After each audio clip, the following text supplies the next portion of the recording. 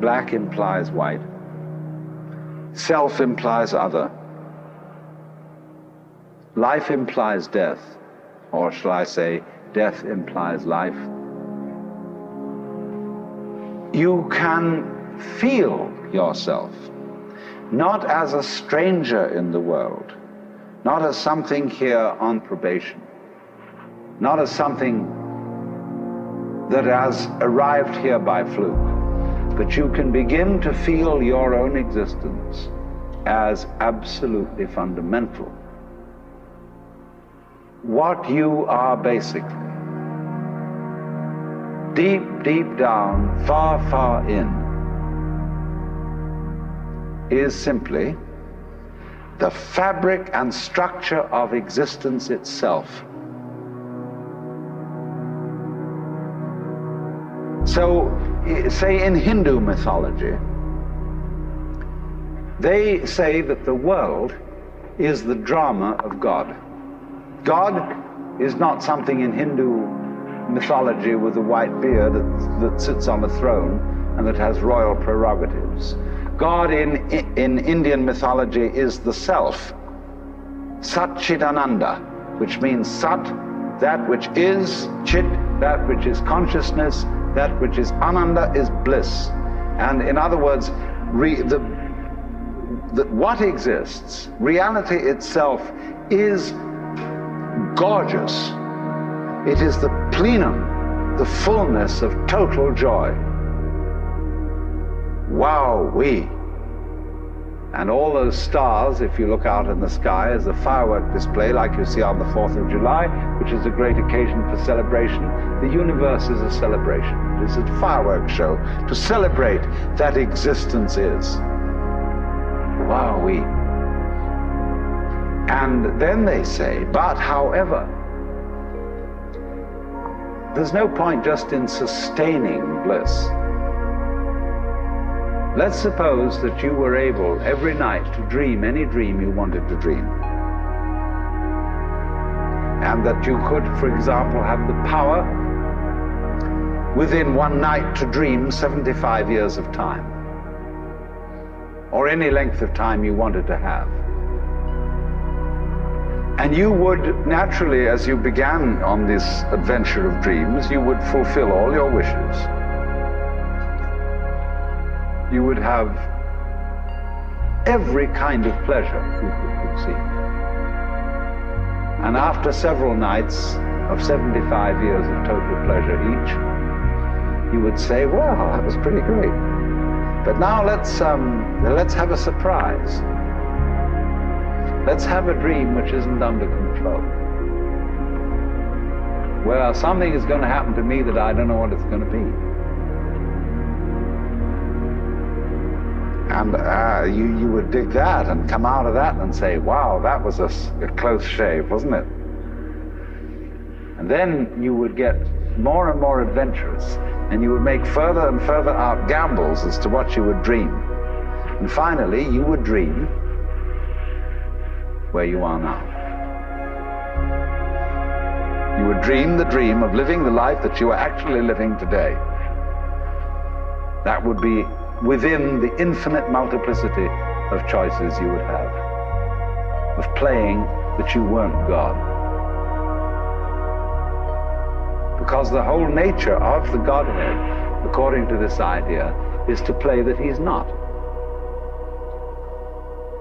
The first thing he says to himself is, man, get lost. Because he gives himself away.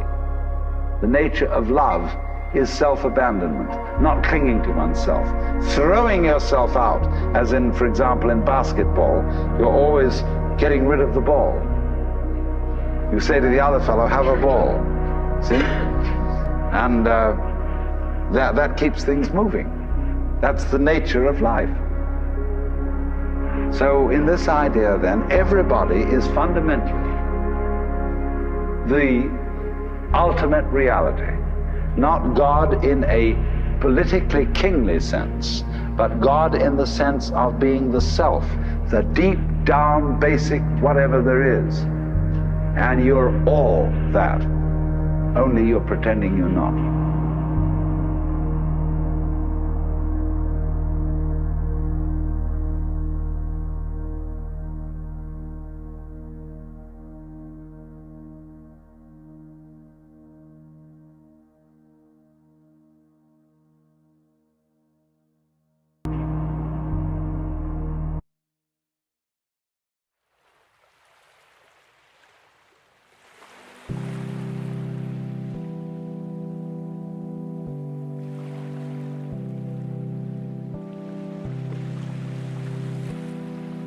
you mind if I talk for a while about something I love?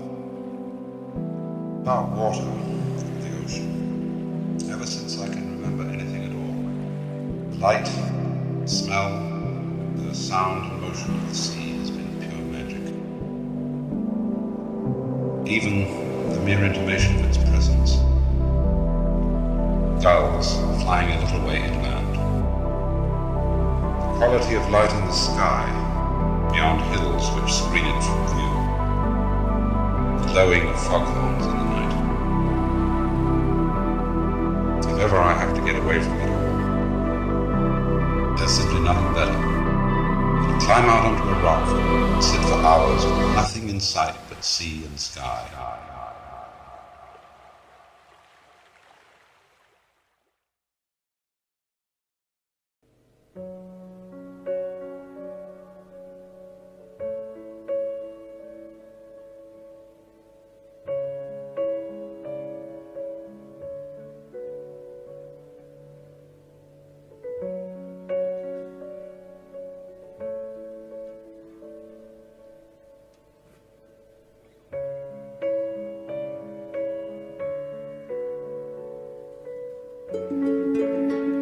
Well, now really, when we go back then to falling in love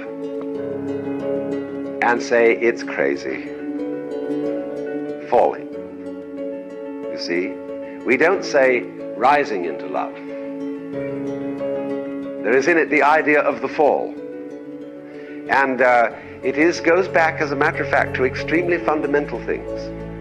That there is always a curious tie at some point between the fall and the creation. Taking this ghastly risk is the condition of there being life. You see, for all, the life is an act of faith and an act of gamble. The moment you take a step, you do so on an act of faith because you don't really know that the floor is not going to give under your feet.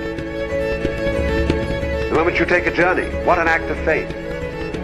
The moment you enter into any kind of human undertaking and relationship, what an act of faith. See, you've given yourself up. But this is the most powerful thing that can be done. Surrender. See, and love is an act of surrender to another person. Total abandonment. I give myself. Do anything you like. So, that's quite mad, because you see, it's letting things get out of control. All sensible people keep things in control. Watch it, watch it, watch it. Security, vigilance, watch it. Police, watch it. Guards, watch it. Who's going to watch the guards? So, actually, therefore, the course of wisdom, what is really sensible, is to let go, is to commit oneself, to give oneself up, and that's quite mad. So we come to the strange conclusion that in madness lies sanity.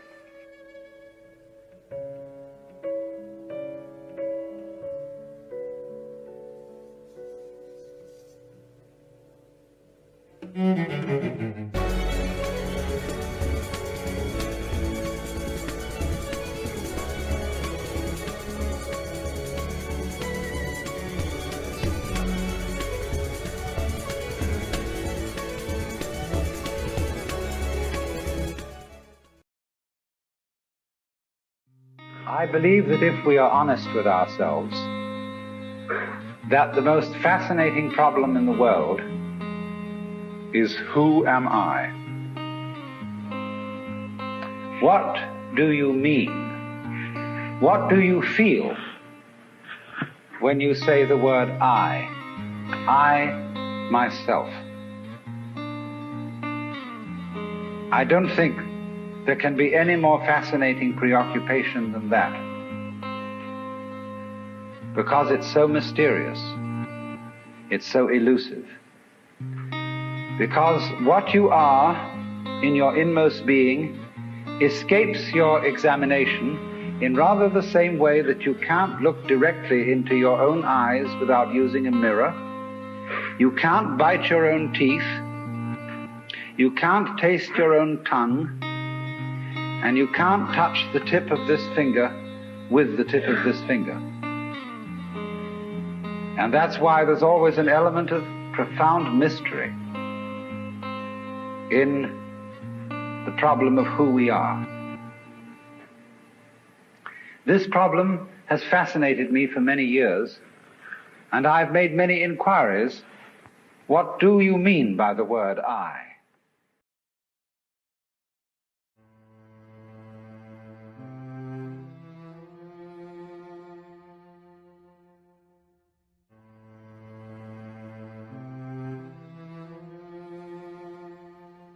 Imagine the idea that the moment you were born, you were kicked off the edge of a precipice, and you're falling. As you fell, a great lump of rock came with you, and is traveling alongside you. And you're clinging to it for dear life, and thinking, gee, I've got to hold on to this, you see? Well, it doesn't do a thing for you. And it's only making you anxious. And it's only when you understand that it doesn't do a thing for you that you let go and relax. So everybody's in this situation. We're all completely insecure. We're all headed straight for death as if we had been condemned by a judge. And yet here we are all clinging on to things. And we have all sorts of alibis for doing this. We say, well, I have responsibilities for my dependents and I've got to cling on. But all you're doing is you're teaching your dependents to cling the same way as you are. And making them miserable by learning to go on surviving compulsively. So the thing is, same way, if you're caught in a torrent and you try to get out of it by swimming against it, you'll just wear yourself out and you're still carried along with it. So the sensible thing to do is to turn around and swim with it. And if you want to get out of it, swim towards the edge. But go with it. Same way when you're sailing. Always keep the wind in your sails. If you want to go against the wind, tack. But use the wind. So it's this way, you know. We're all in this great stream of change, which we call life. We are the stream. If you imagine you're separate from it and you're being carried along by it as if you were a cork, that's a delusion. You're a wave of the stream itself. So get with it.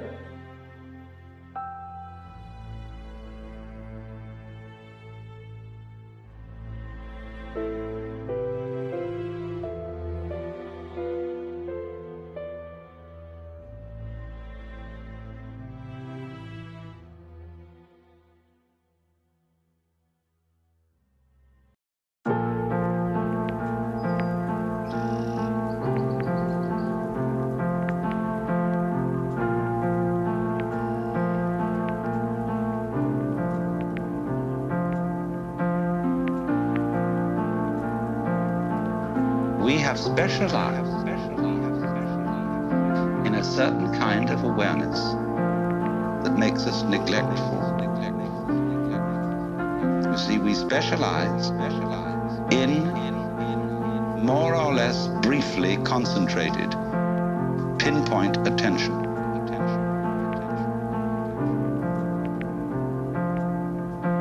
We look at this and we look at that, and we select from all the things we might possibly be aware of, only certain things. And as a result of Hey, everybody, that's right. Count Jackula, your favorite satanic streamer.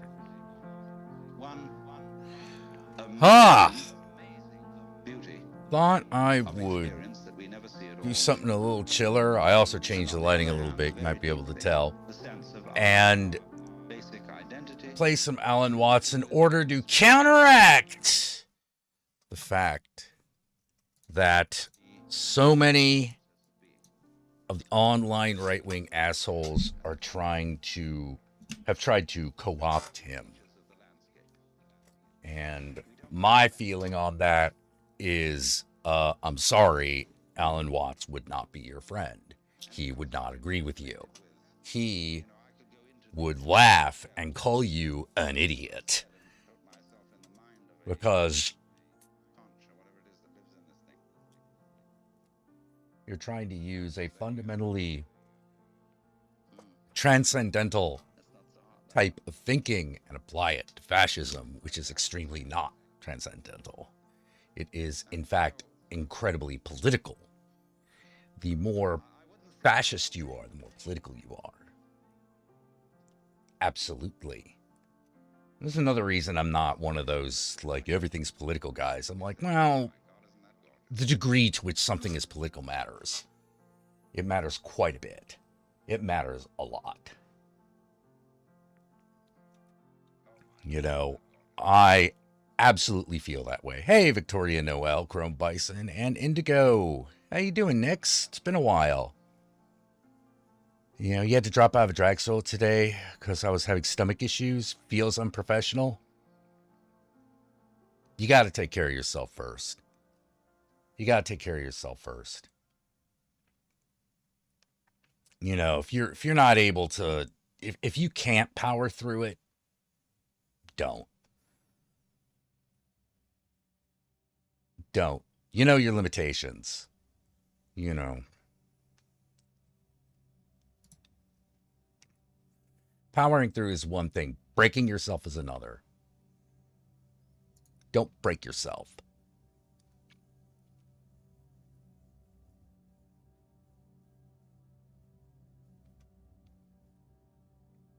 If you loved it so much it didn't stop you, that would be different. That would be different. Then you could shit your pants on stage and still say, look, I am so dedicated. Oh, this week has been shitty. I'm sorry, Victoria. Hey, Jet Hilton. How is Bangkok?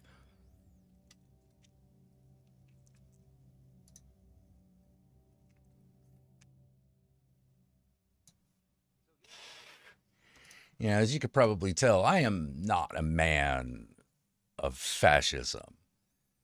And I am a political, and the thing is you would think I was a very anti-political guy because of all the times I complain about the idea everything is political and all that stuff. But no, I am actually quite a political beast. You know, quite a political creature. Politics has been a thing for me for a very long time.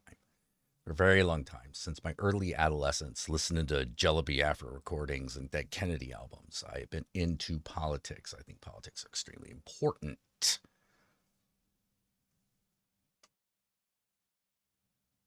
But I don't think that they are the most important. And if you make them the most important, you are going to run into a lot of trouble. You're going to run into a huge amount of trouble you don't need to be concerning yourself with. You will burn out. You will burn out fast. You'll burn out fast, and then you'll be of no use to anybody. Politics cannot be the most important thing in your life. Other things must be the most important thing in your life. Things which energize you, things which give you joy. That needs to be, that those places in your life that you have for that, a part of it needs to be kept sacred. 3-hour drive, wouldn't have made it to the venue. Ooh. Yeah, 3 hours. That's a bit much. That's a bit much. No, it was more professional that you tell them.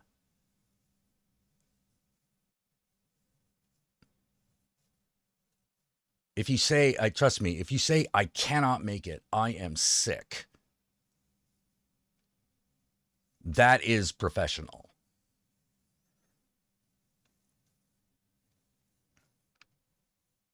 If you do it with enough time that they can find someone else, that's even better.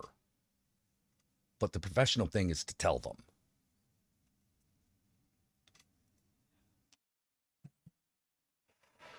To acknowledge that you have the responsibility to let them know that you're not going to be able to deliver. That's professional. That's a pro thing. It's not being able to deliver every single time without question. Of course, you want that to be most of the time, but sometimes the real professionalism is, I'm sorry, I can't do this. I'm sorry I can't do this. Have the money back. That's professionalism. Let them scream and holler. Let them gnash their teeth.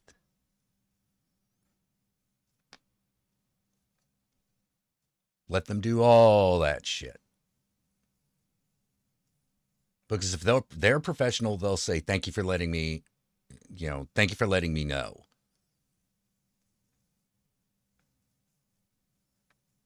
They might ask you to do something to make up for it.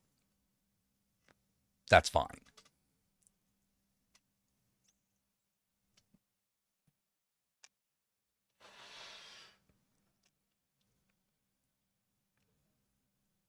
Oh, it was a competition.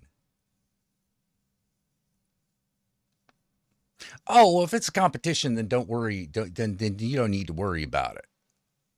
Like, if no one is counting on you, don't worry about it.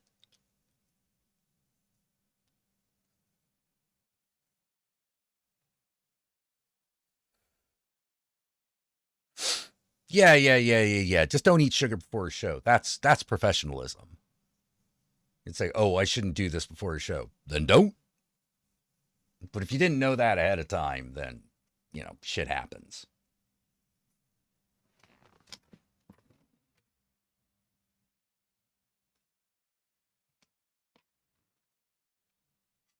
Oh. Yeah, I'm going to put Alan back on. I'm going to grab a coffee. The whole idea of self-improvement is a will-o'-the-wisp and a hoax. That's not what it's about. Let's begin where we are. What happens if you know beyond any shadow of doubt that there is nothing you can do to be better? Well, it's kind of a relief, isn't it? Now, you say, well, now what will I do?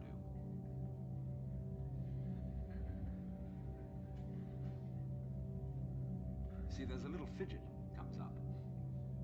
Because we're so used to making things better. Leave the world a better place than when you found it, sort of thing. I want to be of service to other people and all these dreadfully hazy ideas.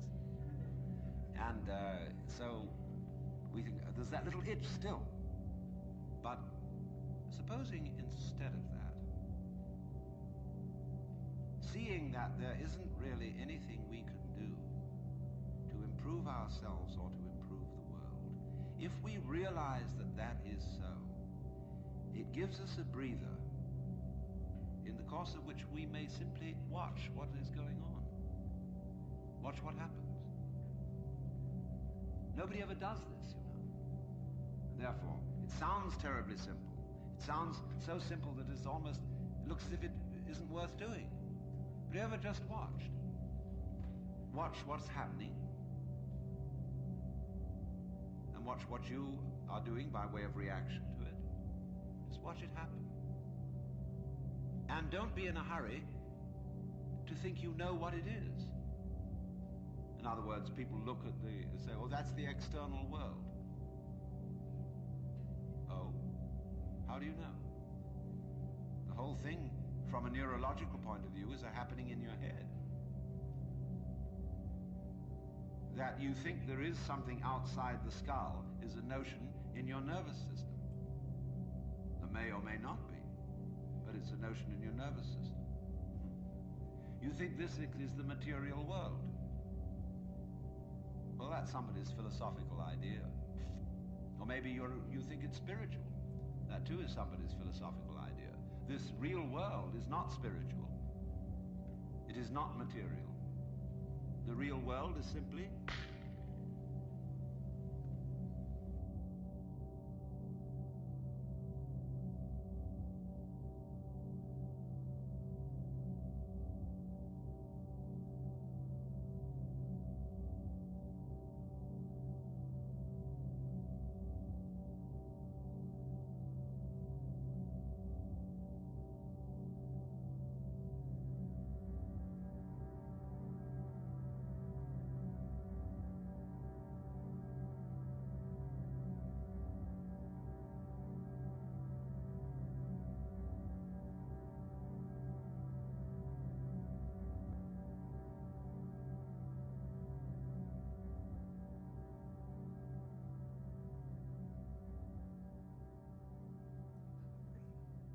We're having a little trouble with the dog.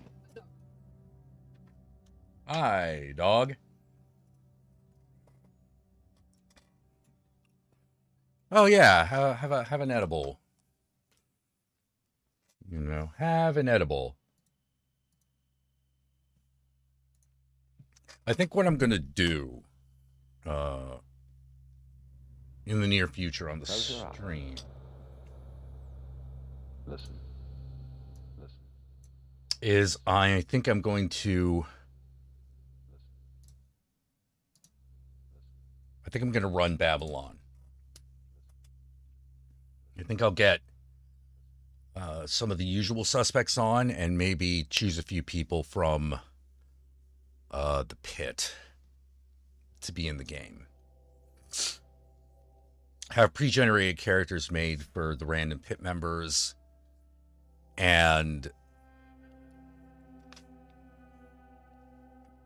but it will have to be one of those. You have to be comfortable in front. You'll have to be comfortable in front of the camera, or at least. No, I think you should be comfortable in front of the camera. To get into the meditative state. You know, you don't have to be great at it. You just have to be comfortable with it. You know, if you think you could play Dungeons and Dragons with a camera on you, that might be good enough. And allow yourself to hear all the sounds that are going on around you. Oh yeah, I've been working on it for a while. I've been working on it steady for the past 4 years. Or coming up on 4 years. Not actually, yeah, 4 years. Don't try to identify the sounds you're hearing. It's weird because like Put names on them. Simply it's very weird because I have been working on it for so long. It's the thing I do every day.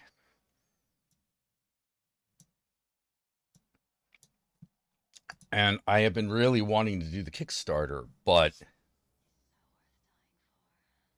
Kickstarter's not ready. It was supposed to be ready this month. It's not. So rather than just simply be frustrated, I think I will instead run a few sessions.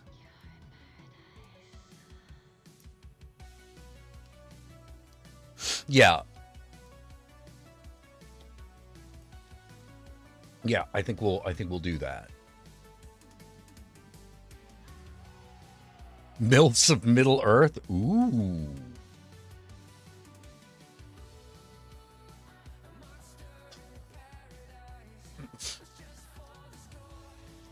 You know, one of the blessings in disguise was the game Curseborn, which is being done by Onyx Path, which has a very similar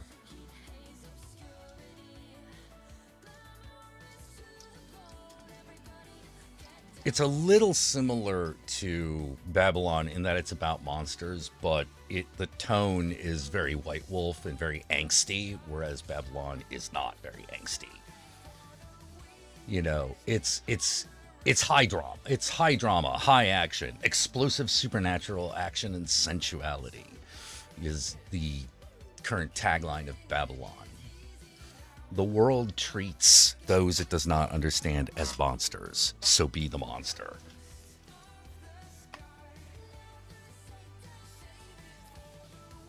A bunch of magical moms fight a succubus queen. Oh, that sounds amazing.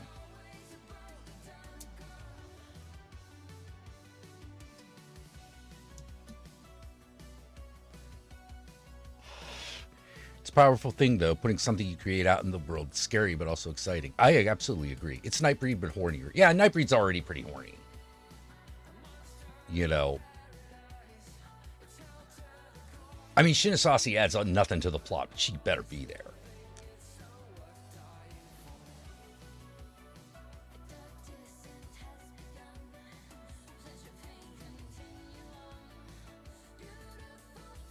You know, Peliquin as well, because he's the masculine sexuality. He's the sexuality that's a little more overtly threatening, you know. A little more overtly predatory, you know. Which is actually one of the things about sexuality, I think, is hard to talk about, particularly when you're male. There is something about male sexuality that's a little predatory, you know.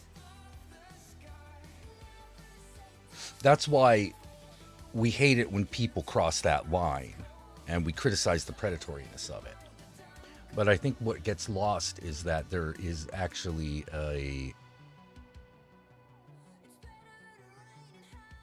there's actually an element of the predatory to it.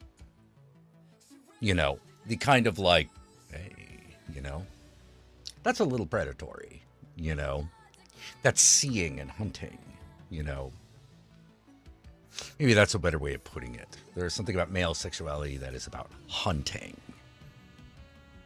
And there is something about feminine sexuality. I shouldn't say male, I should say masculine. What? Have I been saying male or have I been saying masculine? Because I meant masculine, not necessarily male. Male is a genitalia thing. Masculinity is an attitude. Much like female and feminine. You know, one's the actual gender, the other is the attitude.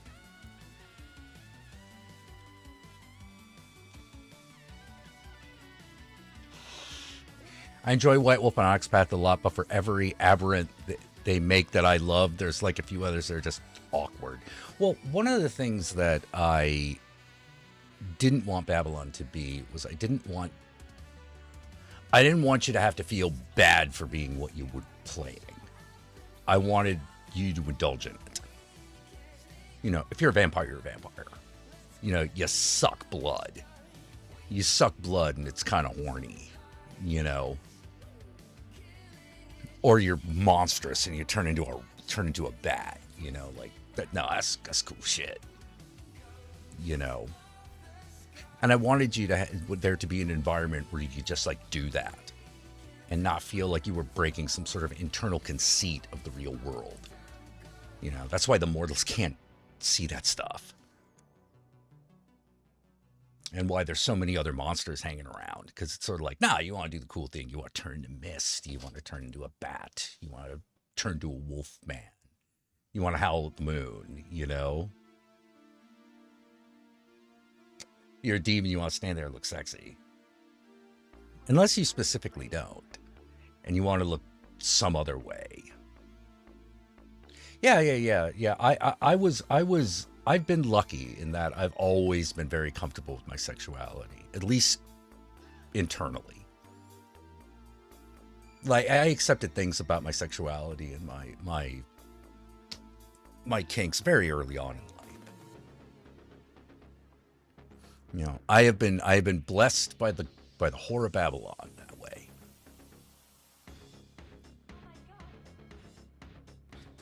You know, that was the blessing of my life. You know, which let me tell you, it's pretty cool. And it's nice to have, given some of the things in my life that didn't go so well.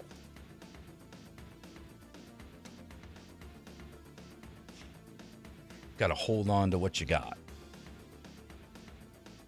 And I think it's one of those,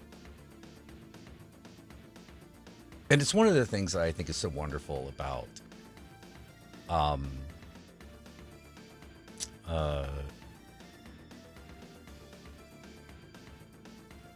transgender people.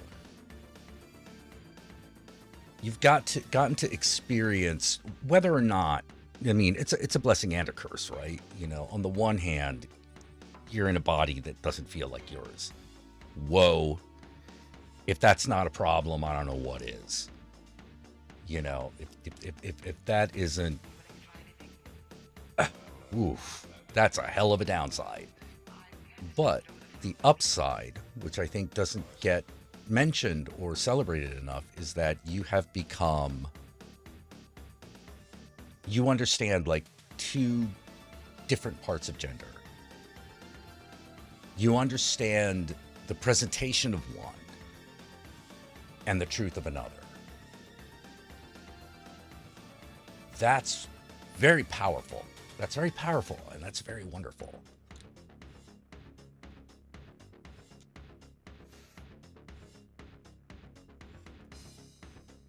And it's why it's one of the reasons why no matter how many times I get into trouble over, using the wrong word or saying the wrong thing, I still think that I will still fight for trans rights with as much fervor and as much dignity and indignity as I have ever, because I think we should see the blessing side of it.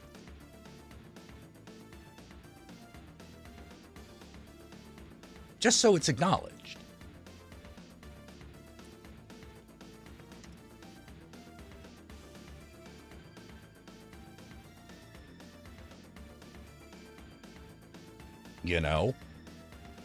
I understand why there are cis drag performers. Not cis as necessarily as in... I know why there are cis males who are drag kings and cis females who are drag queens. I get it.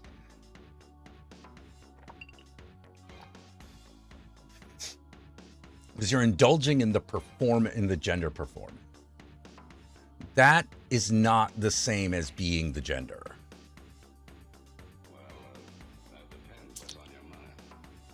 It's related.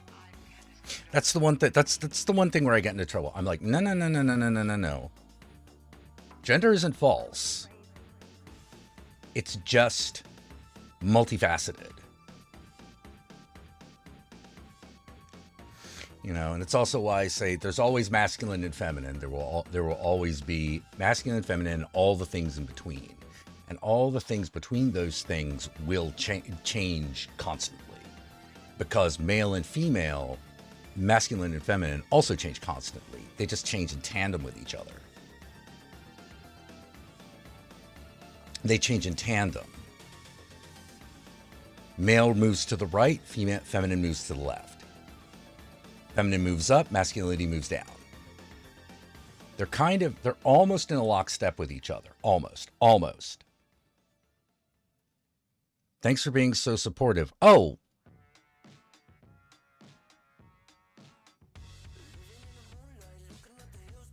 Thank you.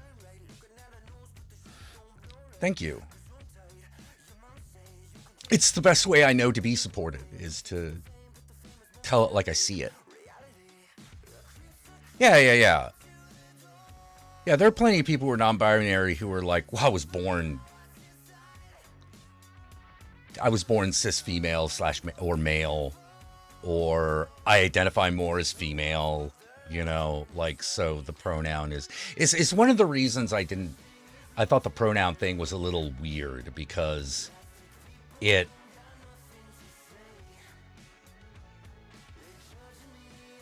too many exceptions.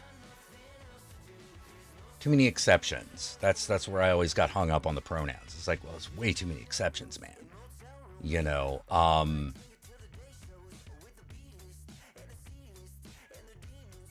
And I think what it is that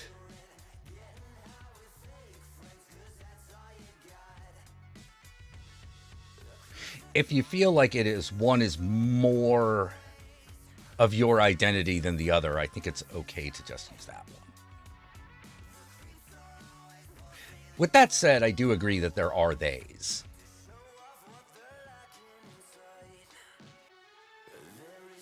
They is just a slightly awkward pronoun to use in that context. Well, not in that context. It's a slightly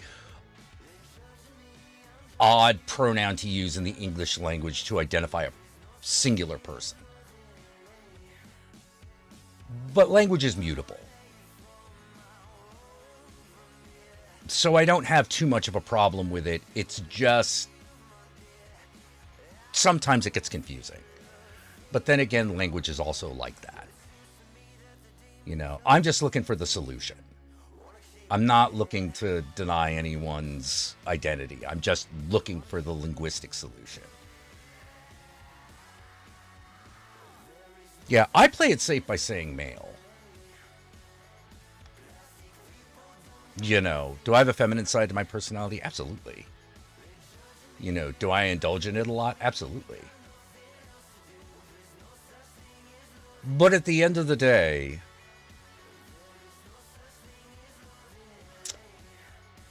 how much time do I spend in the masculine identity space versus the feminine identity space? And it's like, well, overwhelmingly, it's masculine. You know. And sometimes it's as simple as, well, I don't know if I'd give up my cock. Know what I mean?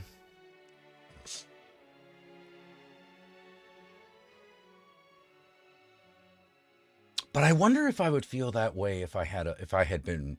I do also wonder if being cisgender is like an alignment between the genitalia and the mental identity. Like, for example, is the mental mechanism of being cis the same no matter which way you were born? Like, if I had been born female, would I still be, and everything else was the same, would I still be cisgendered? Or would I feel myself being a trans man? I think I would see myself as being cisgender. I would still be cisgendered. In that way that I would not want to give up my vagina if I had been born a woman. Even if I indulged in a lot of masculine behavior.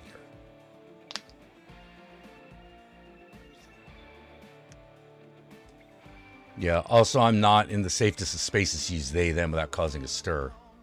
Hey, you got to keep yourself safe, definitely. You know, you got to keep yourself safe, definitely. It's not your... It's your responsibility to live before anything else. Before anything else. So as it is your responsibility to eventually get yourself in a space where you can express that, it is important for you to survive now and today in the space that you are in. Both are your responsibilities. You know, and I hope that fate allows you to live up to them. Yeah, safety comes first. That's why I'm like, no, you don't have to start an argument.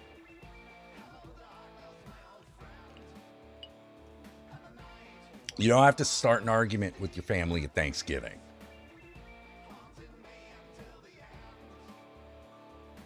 You know, like, when people were like doing that thing of like, it's your responsibility to tell that relative, I'm like, wow, spoken like a person who's never had a gun come out in a fucking family gathering.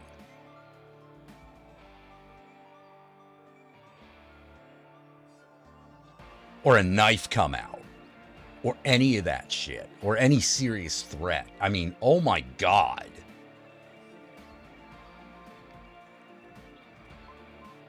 You're acting like everything's gonna be okay except for a little discomfort. Bullshit. Fucking bullshit. That's why I don't go to that's why a family acts that way. I don't fucking go. No, that's my forgiveness right there. You know, that's the extent of my forgiveness. I will leave you alone. But you cannot try to drag me back in. I, first of all, will say no. And if you take it farther than that, well, then we have a problem, don't we? What we have here is failure to communicate.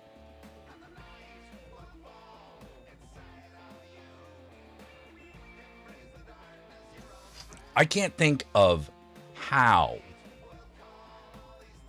the piece of shit that is part of my the pieces of shit that are part of my family, that are my mother's family, how they could force me to be involved in anything. But if they somehow did, oh, you better believe there's going to be a lot of malicious compliance.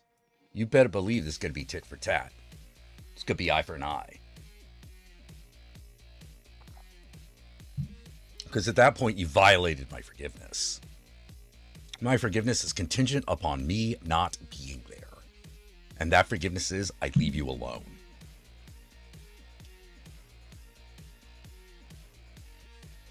Always pick your battles, I agree. Sometimes the battle picks you. So you want to pick your battles whenever you can.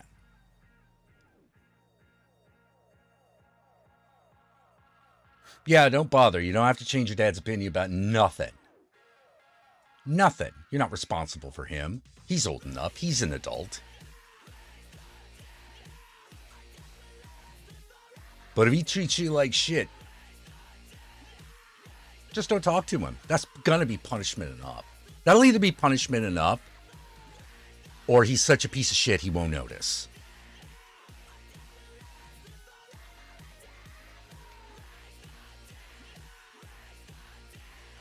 Yeah, you're lucky that my family know who I am and accept me. That is very lucky. That is very lucky. You are blessed that way. Yeah, one side don't speak with anymore. The other, I just don't bother starting shit. So one of these days there will be a reckoning. Hey, there you go.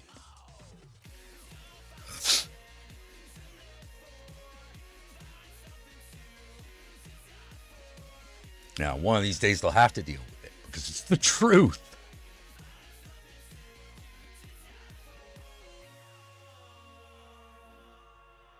And that's really the thing about it, you know, like why are the MAGA people so much the way they are? Because they're willing to sacrifice the understanding of the truth for their illusions. That's why when you start to use reason against them or evidence, they get mad, which they don't want that. That's exactly the thing that they are in that fucking mind cult in order to avoid reality. They're just repeating what everyone else says because they want you. They're trying to figure out whether you're part of the people that agree with them. And they think that they're smarter than you, which they're not, because their whole philosophy, political philosophy, is about denying reality. You can't be smart if you deny reality.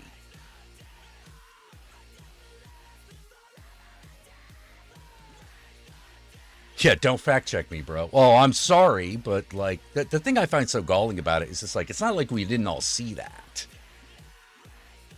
You know, I'm like, no, we saw it. We can fact check you. We're that because that wouldn't be hard.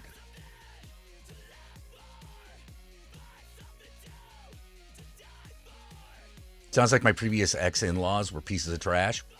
Yeah, probably. They probably were.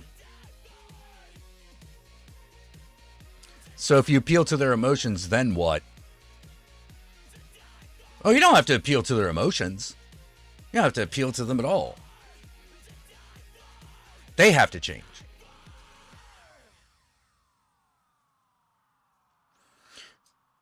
They have to change. If reality's on your side, you just have to stand fast.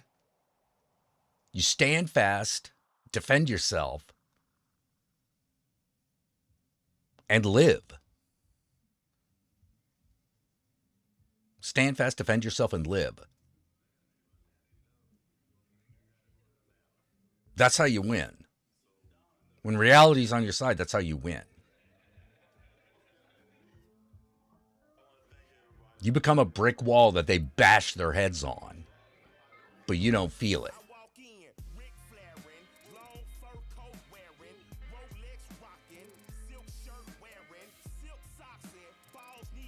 Yeah, emotions fact check. When you're in a cult, you try to shape the world to fit what you want it to be, even if it hurts somebody else. Exactly. Exactly. That is exactly how the cult works.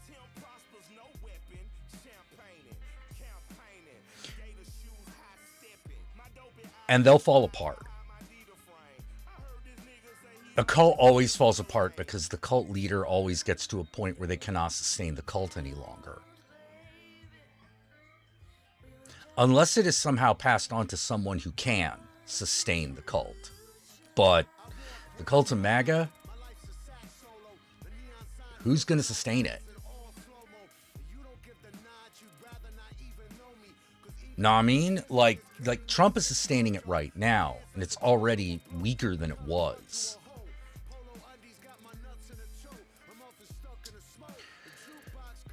I gotta be honest, all this polling about, oh, it's this close, I'm like, I don't know if that's true. I don't know if it is that close.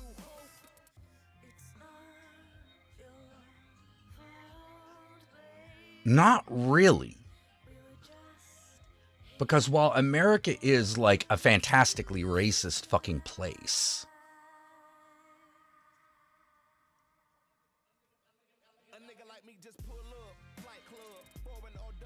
I don't know if there's enough stupid and short-sighted to make it go the Republican way.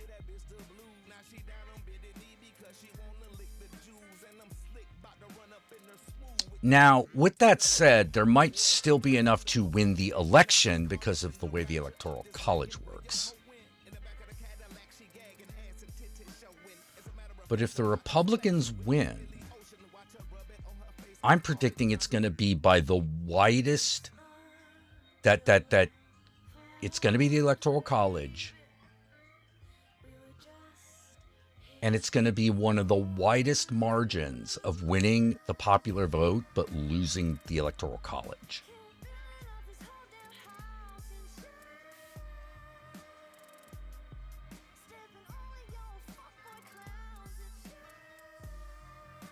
Self-preservation will eventually kick in, not necessarily with a cult, not with the cultists, but enough to weaken them.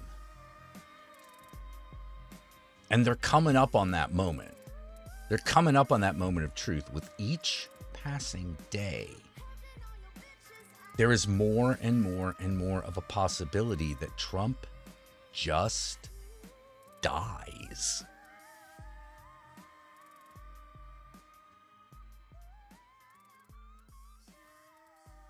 He's not doing well. He could just die. If Biden just dies, there's a plan.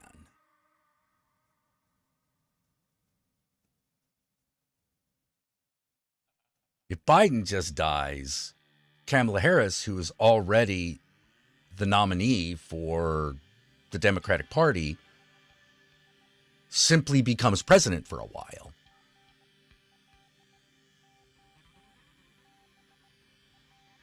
Now, I don't think it's going to happen in the next 3 or 4 weeks, but there is a plan. Trump dies, then what? J.D. Vance becomes president?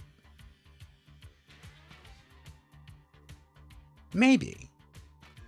I mean, legally, if they get elected, then yes.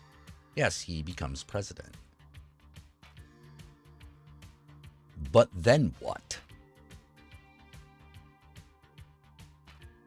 I don't know if J.D. Vance can hold that cult together. Maybe he can.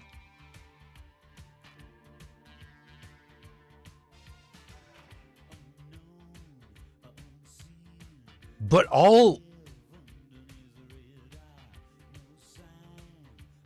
compare the big boys of MAGA to the big boys of the Republican Party before MAGA.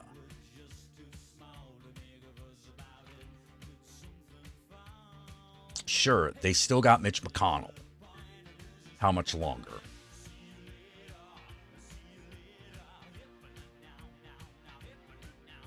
They've made enemies of basically everyone else, except for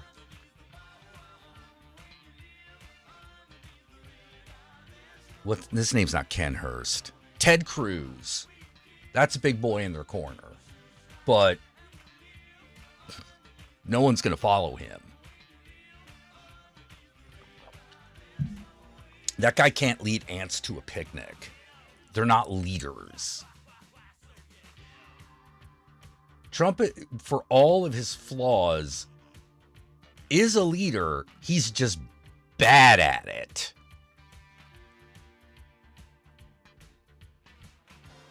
Pence is not going to... No, they already did kill Pence. There's no way he fills that vacuum. There's absolutely no possible way. No, Pence is weak. By all definitions, Pence is weak.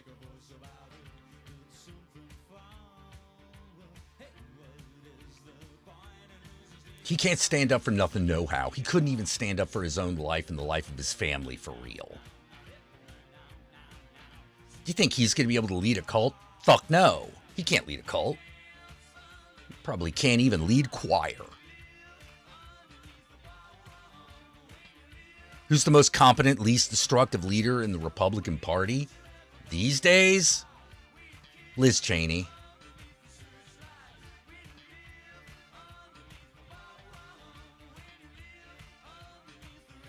Liz Cheney.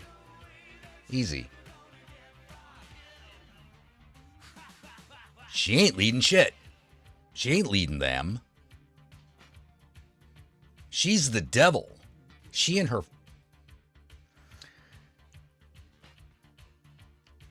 Dick Cheney supported Kamala Harris.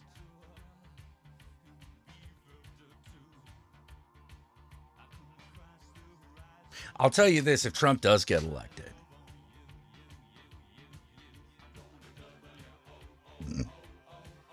the next thing, one of the next things that happens,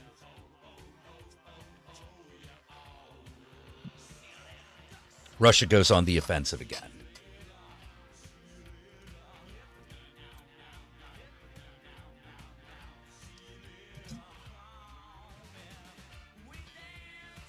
They will try to they will fucking go on the offensive again and try to look tough.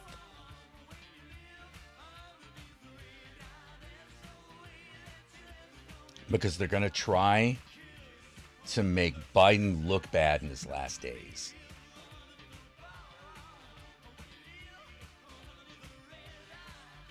And they're going to think they can do it.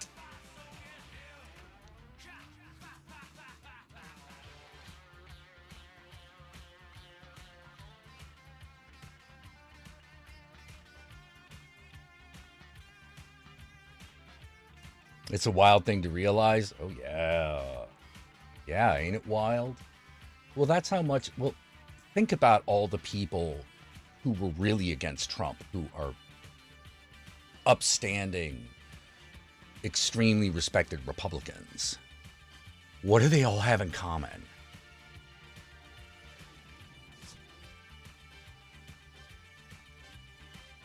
Military service.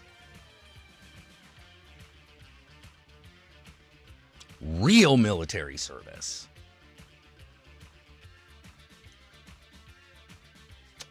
John McCain, military family. Cheney's, military family.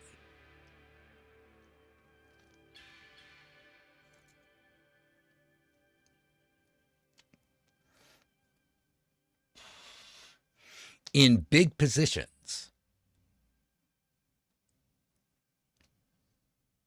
Why does that matter? National security. A family like that considers national security above everything else. That's their motivation. Oh no, they don't just know what hell looks like. They know what a traitor looks like. They know what a fucking security risk looks like. Because some of them wrote the book on it.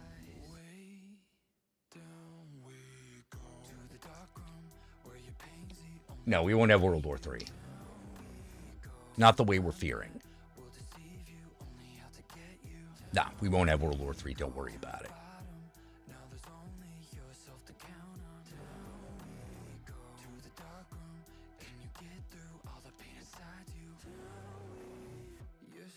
World War III will not be decided, whether we go into World War III or not, will not be decided by Russia. It simply won't.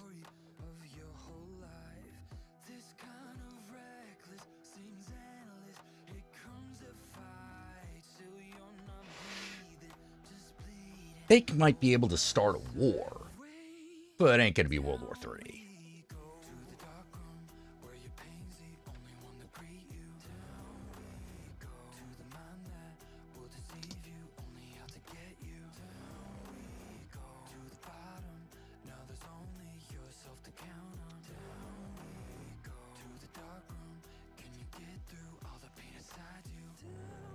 What we're looking at maybe having, however,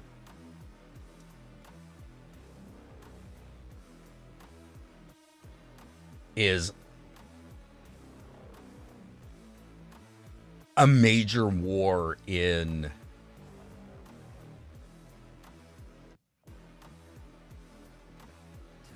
now. The only way I could see a major conflict happening is if Israel aligns with Russia. Israel would have to align with Russia, and I don't see that happening. It could, but it's not likely. It doesn't seem likely.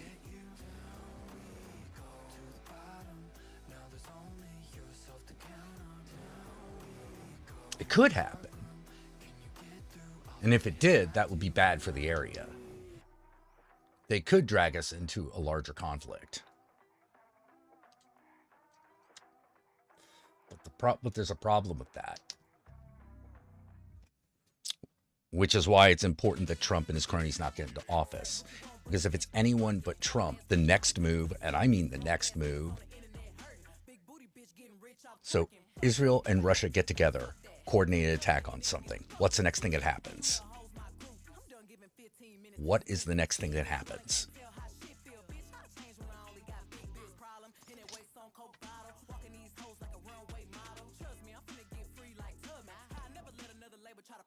America begins an invasion. America starts setting up for an invasion. Boom.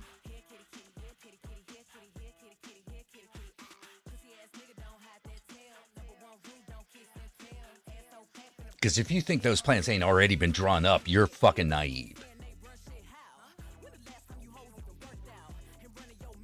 That's one of the things they've been waiting and planning for the past 50 years.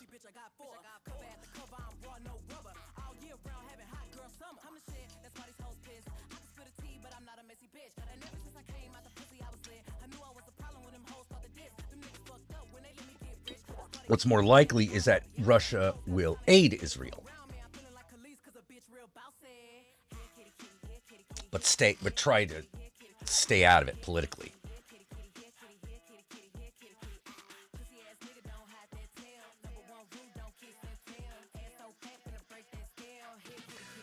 Because Netanyahu right now is playing a game of chicken.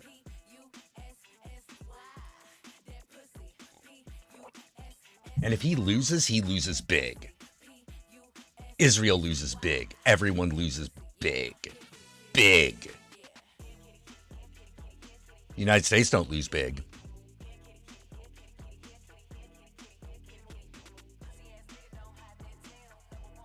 It can lose shit, don't get me wrong. It could cost a lot, but it don't lose big.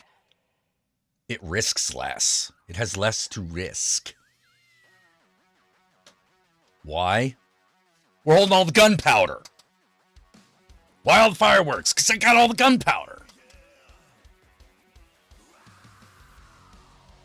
Because like I said, we can't hold on to territory, but we could blow the shit out of a country. Believe it. We'll, like I keep saying, we'll get there. Can't hold it, but we'll get there. We're America, goddammit. We'll get there, and we'll blow the shit out of your city. It's the thing we're kind of famous for.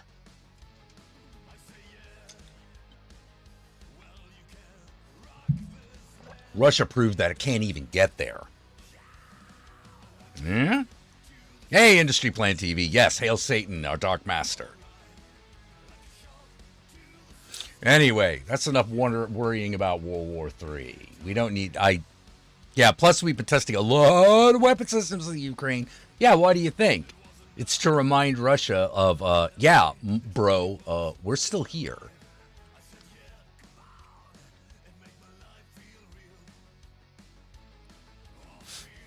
Yeah, we're blowing your shit up with the weapons that you knew we had. Blowing your shit up with things that aren't secrets. Oh yeah, no, America on the warpath? Hell no.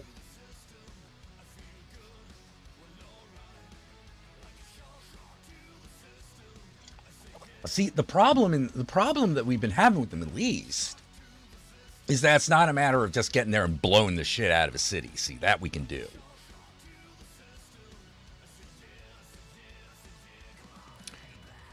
It's about cultural change as well. That we're dog shit at. Dog shit at. Can't do it. Can't nation build.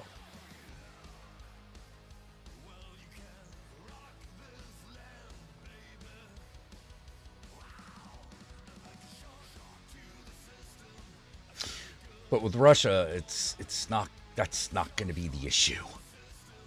Now,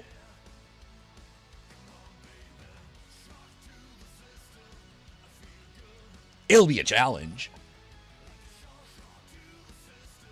Yeah. We're really good at logistics. We're really good at it.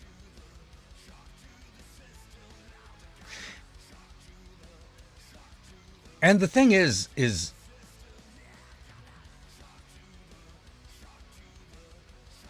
America doesn't really want to conquer Russia.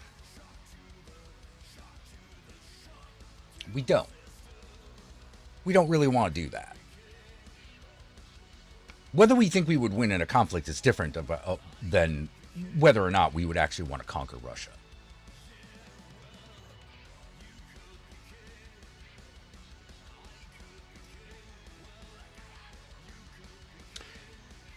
We don't. There's nothing in it for us.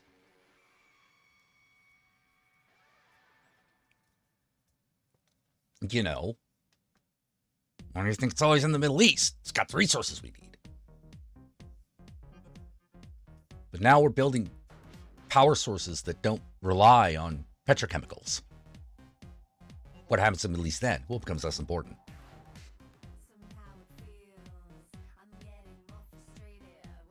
See, that's what China's doing.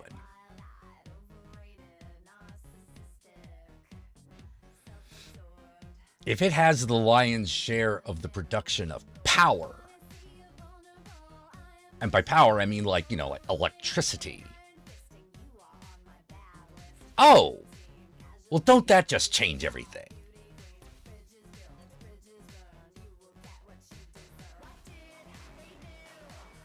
But it also indicates that military conquest is not necessarily the goal here.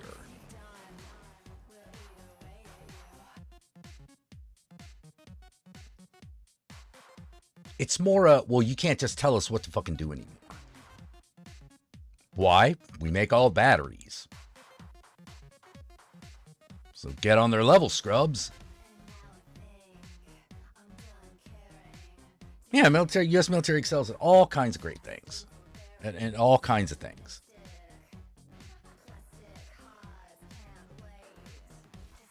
You know, like, as much as I hate to say it, look, we prioritize military spending over everything else. So we do get what we pay for. I think we're spending way too much personally, but you can't deny that we're getting a lot for that. We get a lot of military power for that money. Hey, take care, Ryle. Yeah, we get a lot of military power for that money, I'm telling you.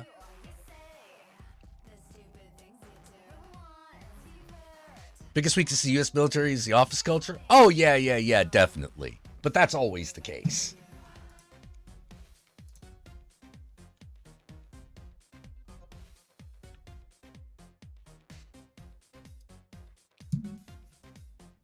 Now, I have a lot of faith in the U.S. military in terms of, like, its ability to wage war. Its ability to wage conquest, I have very little faith in. But its ability to blow the shit out of things? Whoa. Yeah, no question. And part of the reason we do that is we know when not to fight. Pick our battles. If we could do it just by sending over some drones, we'll do it. That's what we'll do.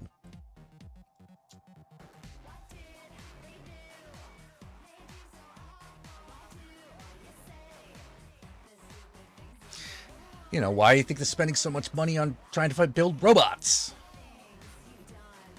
I think the point of that is future warfare. Can't get free healthcare, but at least America isn't going to get invaded anytime soon. Yeah, exactly.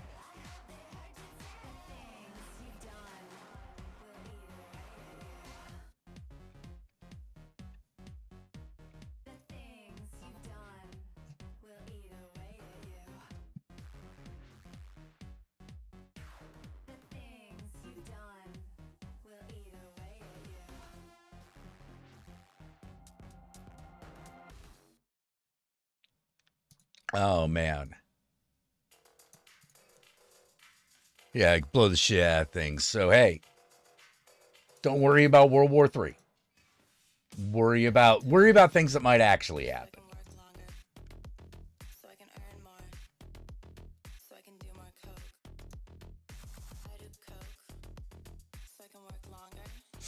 Oh.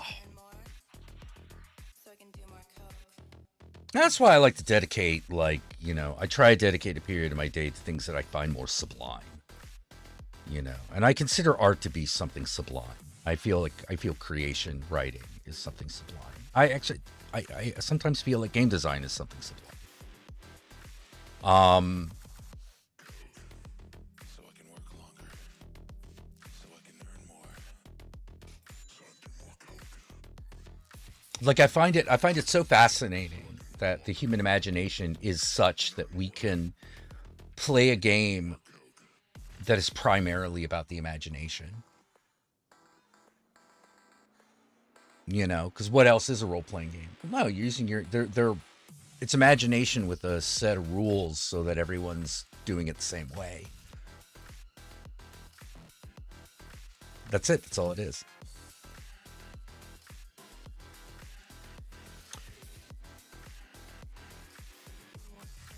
Hey, Baron Samedi, what's up?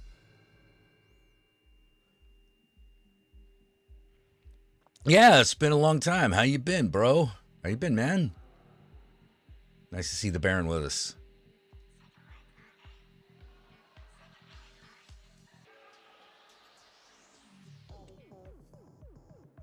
But yeah. I really like role-playing games for that reason. It's like, oh, we've all decided to play pretend here and to pretend something is real for a little bit.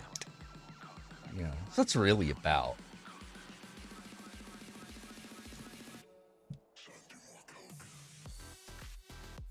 And with that said, because of that, I understand why we always have these like experiments that go in these other directions with role-playing games. But I think its core strength, you just joined a Marxist party this year. Well, there you go. There you go. Stand up, ye victims of oppression, for the tyrant knows your might. Don't cling so hard to your possessions, for you have nothing if you have no rights. Let race ignorance be ended, for respect makes the empires fall.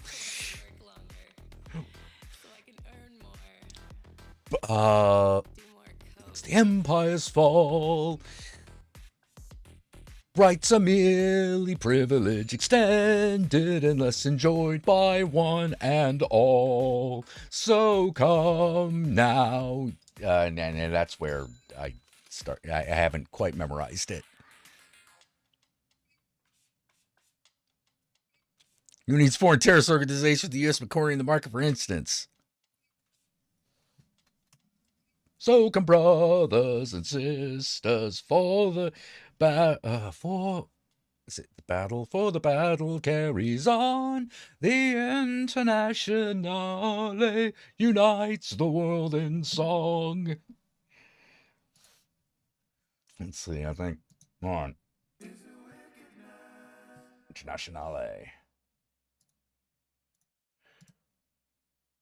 Do that.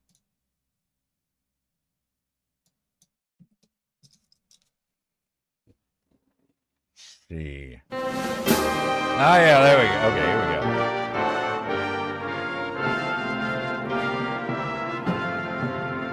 Stand up, O all victims of oppression, for the tyrants fear your might. Don't cling so hard to your possessions, for you have nothing if you have no rights. Let racist ignorance be ended, for respect makes the empires fall. Freedom is merely privilege extended, unless enjoyed by one and all. So come, brothers and sisters, for the struggle carries on. The Internationale unites the world in song. So comrades, come rally, for this is the time and place. The international ideal unites the human race. No one build walls to divide us, walls of hatred or walls of stone. Come, greet the dawn and stand beside us. We'll live together or we'll die alone. In a world poisoned by exploitation, those who've had taken, now they must give.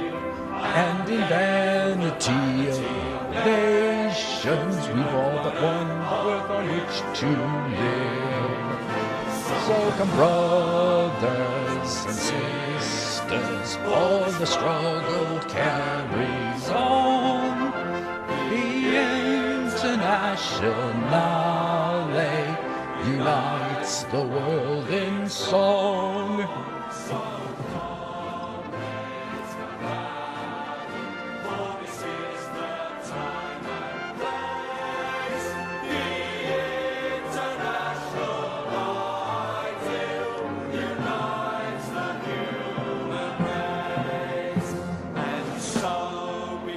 Yeah, one of the things I think is really fucking funny is we associate communism with Russia, right? You know, the Red Dawn, October Revolution, you know, that kind of thing. Marx was German.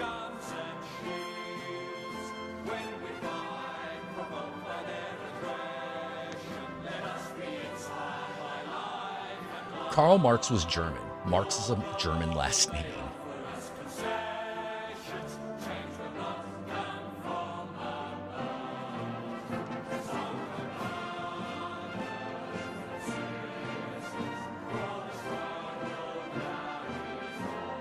The country that brought you Nazi fascism also created Marxism.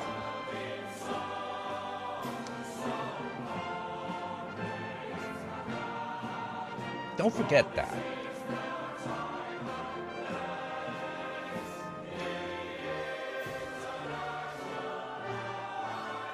See, that's why Hitler had to say Marxism was too Jewish. Because he had to not be German.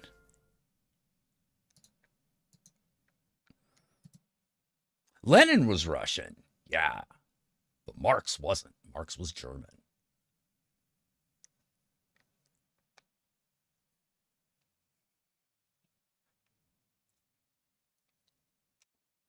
That's why it's Das Kapital.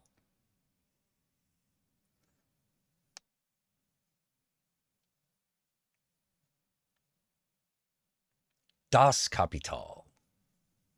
That's German. And by the way, Das is the feminine pronoun, the feminine article.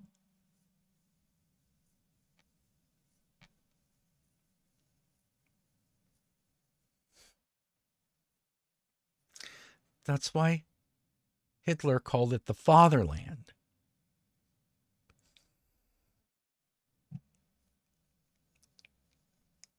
Can't have it be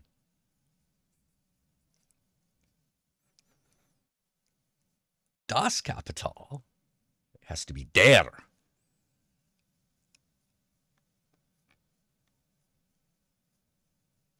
Must be masculine.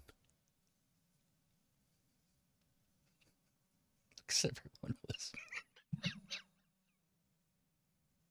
It's so stupid. It's so fucking ridiculous. Fascist language is utterly fascinating in its complete ridiculousness.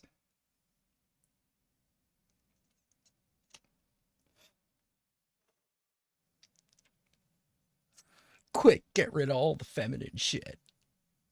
What? And why is that always the move? Control all the feminine shit, get rid of it, make it less powerful.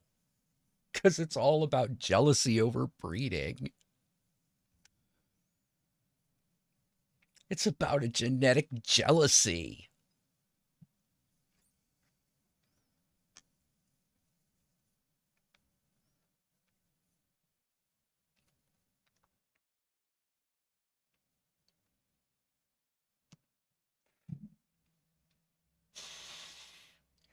It's hard to have Chinese fascism.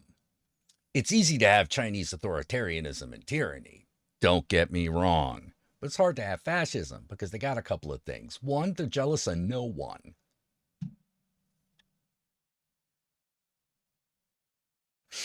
They may be jealous that Westerners are larger people, but they're not jealous of their inherent Westernness. They're ignorant and bad at math.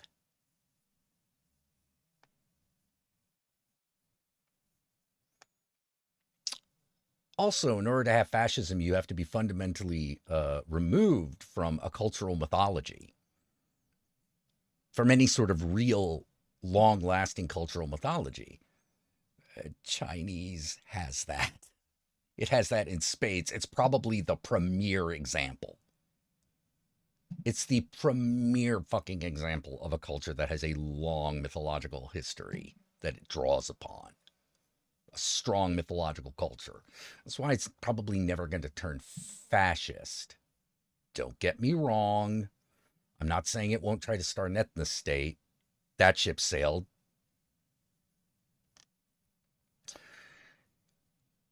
They're just not going to turn into fascists.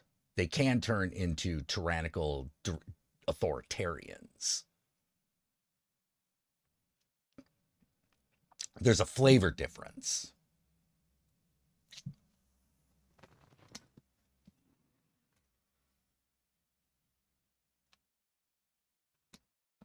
Fascism more of a Western thing.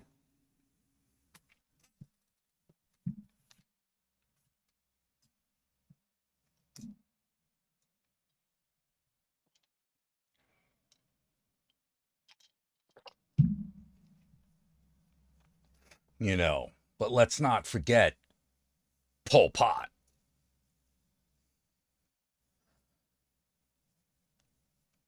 Certainly an equal and just as awful authoritarianism can take hold. It does. It has.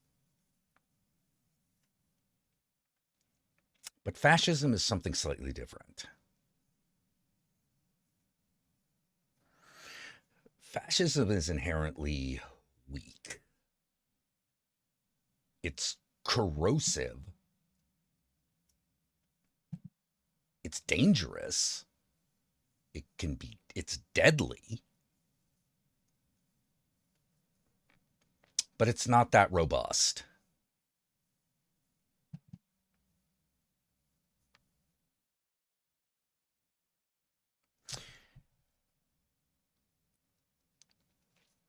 See, part of it is that you almost have to be removed from a cultural mythology.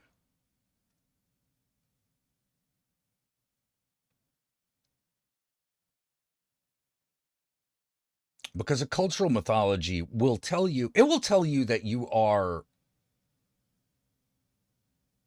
it can tell you that you are the greatest people in the world.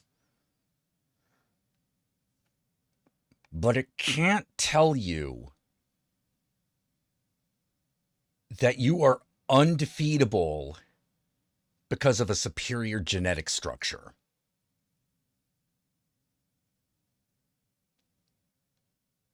That's something it can't tell you.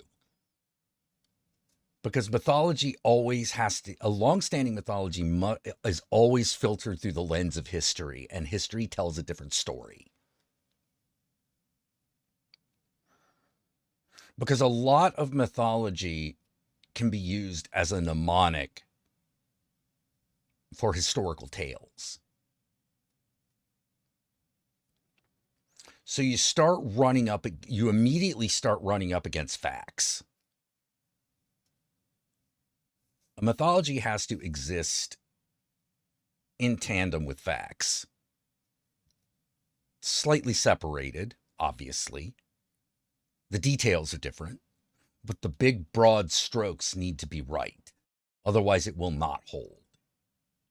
It won't hold it will barely hold for a generation, let alone like 100 years. 100 years is an impossibly long period of time for fascism. It's too destructive. It destroys itself.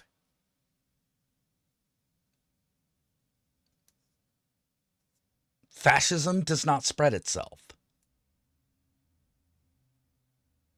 Not in terms of ruling nations. It can't. It absolutely can't. There are too many facts that get in the way. And not just informational facts, hard facts, facts of terrain, facts of agriculture, facts of nature, facts of economics.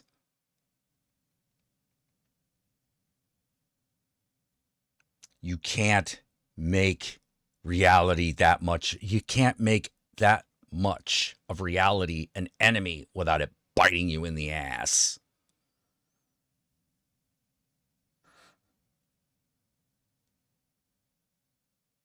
Yeah, Japan used a myth to keep the emperor around. And how did that go? Not too well.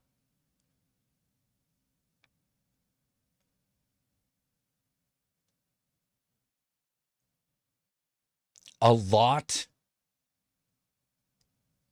of Japan's cultural survival has rested upon its ability to pivot away from that.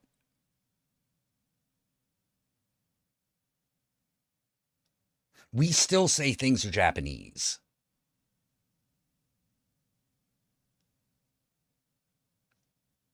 When we look at something, we still recognize some sort of Japaneseness in their art and in their writing and in their culture.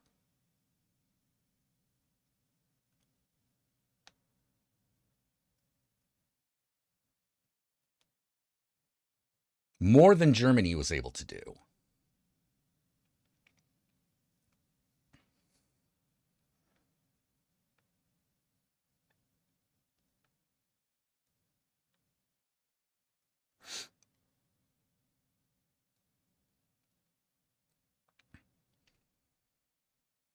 It's hard to pin down what defines it. For me, the main thing that defines it, like its critical element, is an attempt to create a false cultural mythology.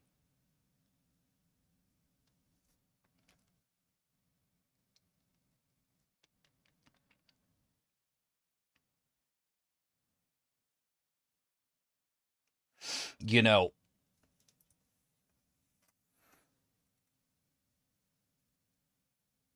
why would a Cameroon person support the Nazis? Yeah,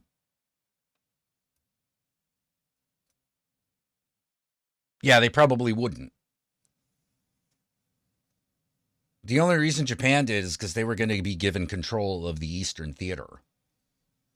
They were going to be given control of the Pacific Theater. So, that's a... And really, honestly, I think the only reason that fascism was able to take some sort of hold in Japan, because it was an isolated culture to begin with. America's not old enough to have a mythology like, say, England. Yeah, but only because we're the colonizers.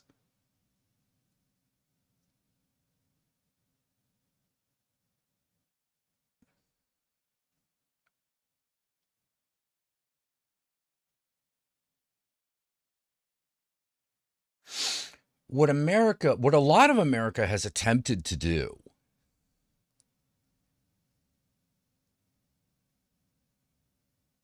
what a lot of America has attempted to do is to take roots in its mythological past by accepting the cultural past of its immigrant population.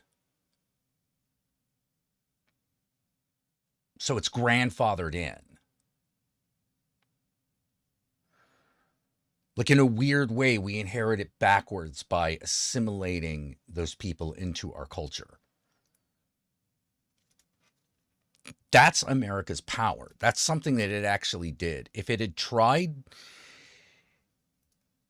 to enforce a cultural mythology totally from the top down, it would have failed. It would have absolutely failed.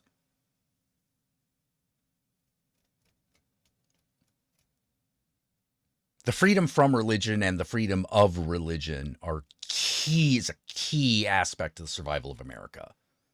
It's a key aspect.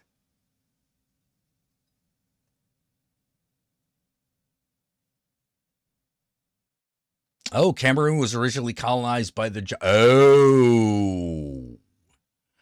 Oh, so there it is. There it is. There it is. There's that cutting off from the past due to colonization. Ooh. Oh, interesting.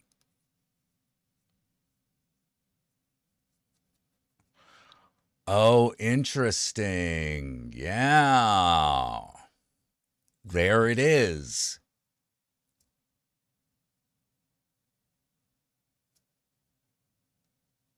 I don't know what Japan's excuse was. You know, the only thing that I can think of is that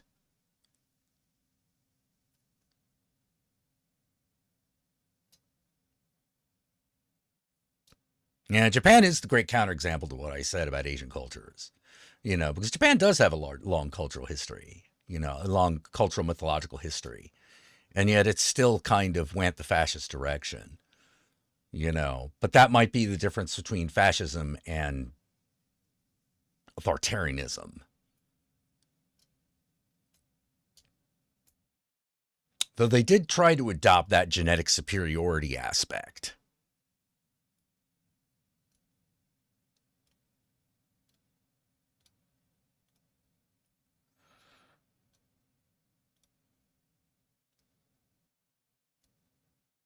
He studied in Germany, so he's kind of Nazified there. Oh, what, Hirohito?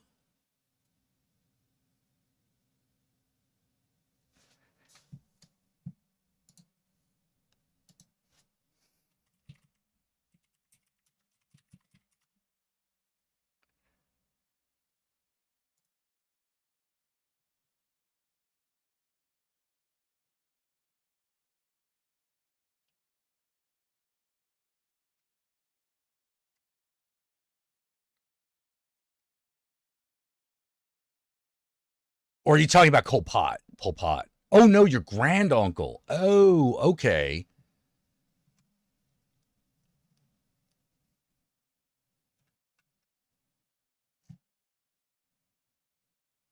Never thought it would make the locals nostalgic for German occupation? Well, certainly not most of them. There's always going to be some.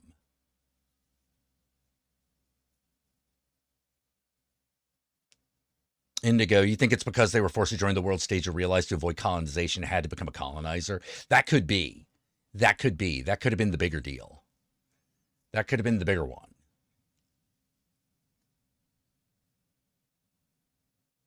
So it's probably presumptuous of me of saying that Asian cultures wouldn't fall to fascism. Maybe they would.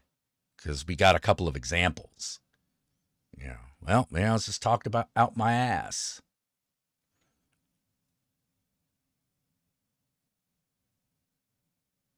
It's certainly got to take a different approach, though.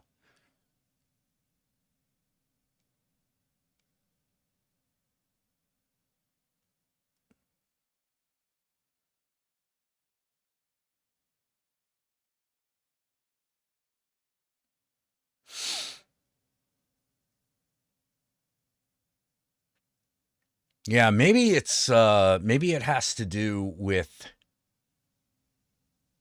maybe it's that aspect of isolationism.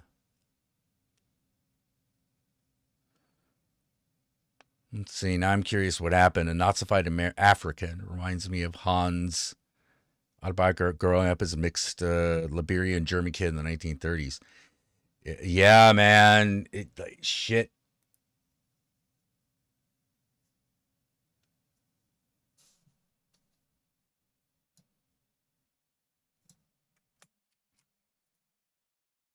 Colonization, man. It does a lot of weird shit.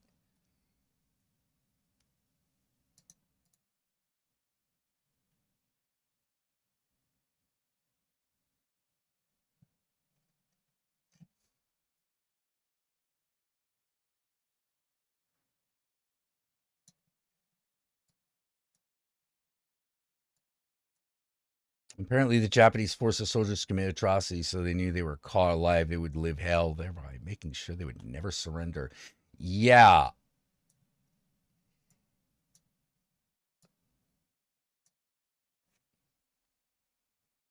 Oh, Cameroon is just southwest of Chad and east of Nigeria.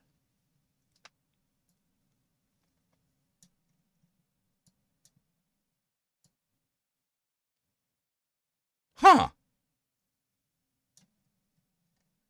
I did not know that.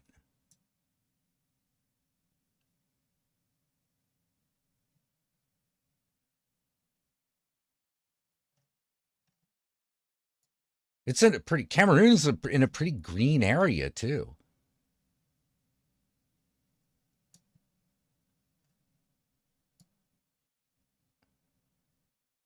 You know, it ain't Egypt or Sudan as far as like desert to arable land is concerned. It looks like Cameroon's got tons of arable land.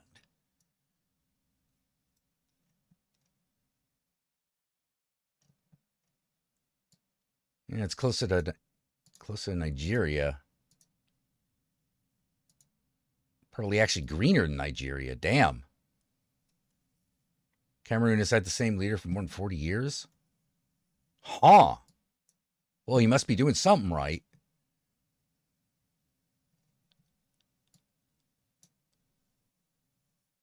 Part of the reason why Nigerian has such a hate on for queer folk is because of white American extremist Christian missionaries. Oh, yes, absolutely. But it's not a dictatorship, apparently. Oh, you mean Cameroon? Well, yeah, a lot of countries in Africa are not dictatorships.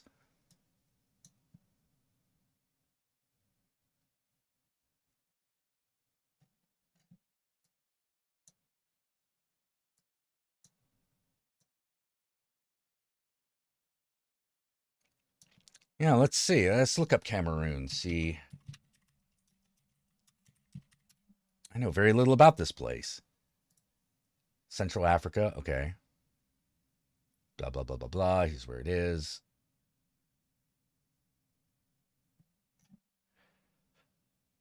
German. Okay, here's the history. It's a German colony. The official languages of Cameroon are French and English.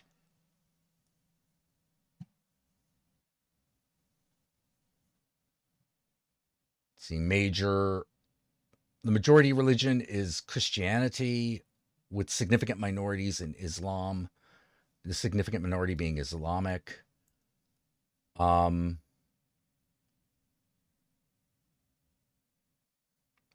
2017, tensions over the creation of the Ambazonian state in the English-speaking territories escalated into open warfare.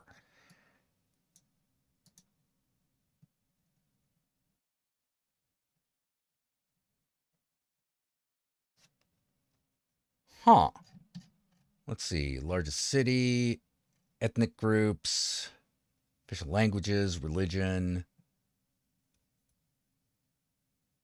government, unitary dominant party, presidential republic under a dictatorship.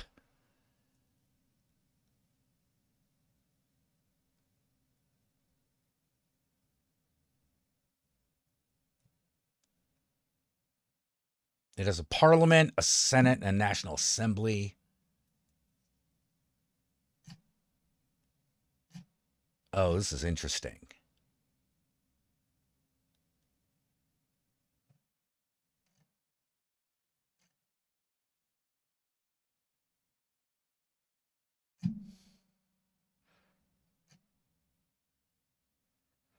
Paul Biya has ruled the country since 1982.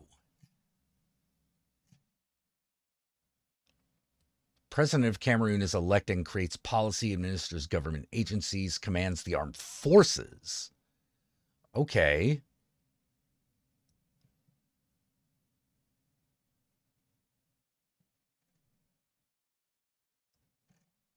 Political culture. Cameroon is viewed as rife with corruption. Well, yeah, it's a democracy under a dictatorship. It's gonna be.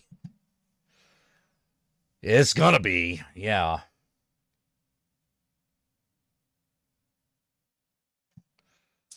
Yeah, the Cameroon People's Democratic Movement was the only legal party until 1990.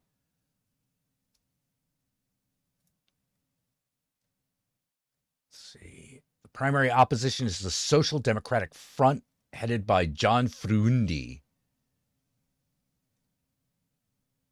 I think I'm saying that right. Fruindi?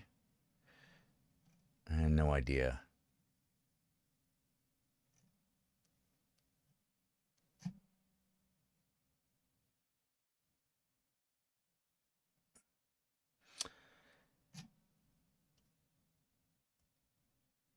Okay, the Constitution divides Cameroon into 10 semi-autonomous regions. Whew. Governors have broad powers. They may order propaganda in their area and call the army, gendarmes, and police. Okay, so it's held together by military law.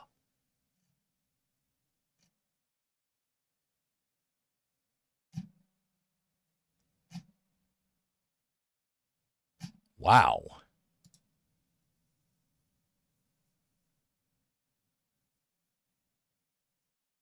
He got washed with a live rooster and poured honey on my chest. Oh, man.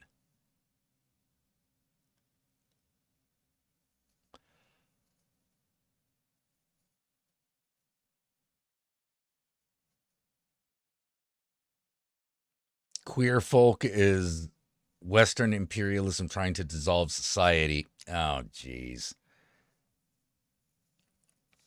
Yeah, because gay people only exist in the West, right? Which I'm like, yeah, no. You know? Hell no. Hell no. Everywhere. It's beautiful. Yeah, I hope they start a trend across the continent. Yeah.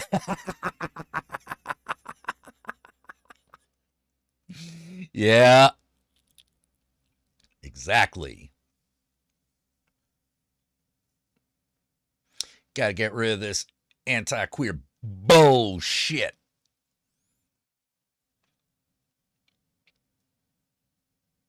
We could be doing so much better.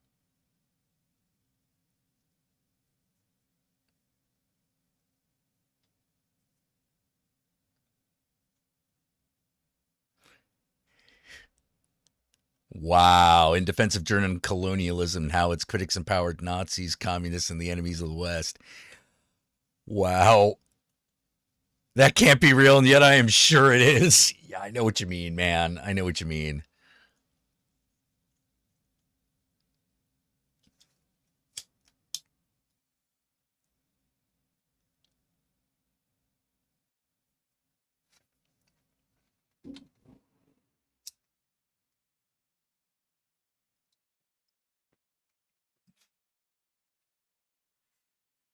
Oh. Hey, doggy.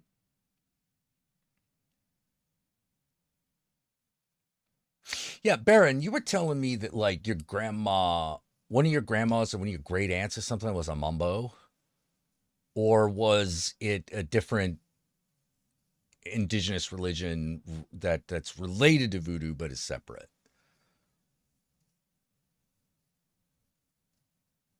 Oh yeah, no, I totally agree with that. Africa needs some real socialist revolution because capitalism will not stop fucking with them. Yeah, yeah, well, agreed, agreed.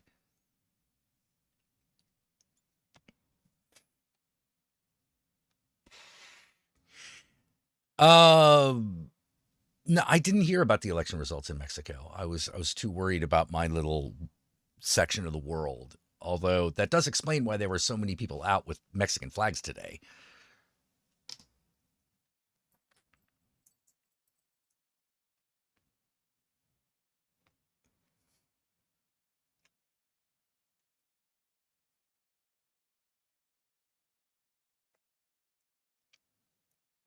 Oh, look at that puppy. Oh, look at you, puppy. Oh, you good boy. You good boy. You good boy.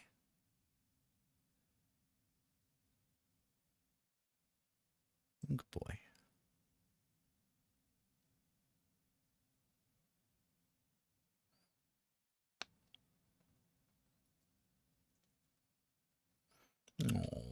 Oh, puppy yawn. Puppy yawn. Cute little guy. Let's see. Yeah, my grandfather has ties in African witchcraft, and a Haitian friend who introduced me to voodoo saw a lot of similarities straight away. Yeah, yeah. It's really, really, really interesting. It's very similar, but not the same. See, that's what I think is so interesting about it. You know, it's not the same. Like you can see which Orisha became which Loa, but it's not the same. You know, it's not quite the same. The tone of it is different. The timbre is different. You know,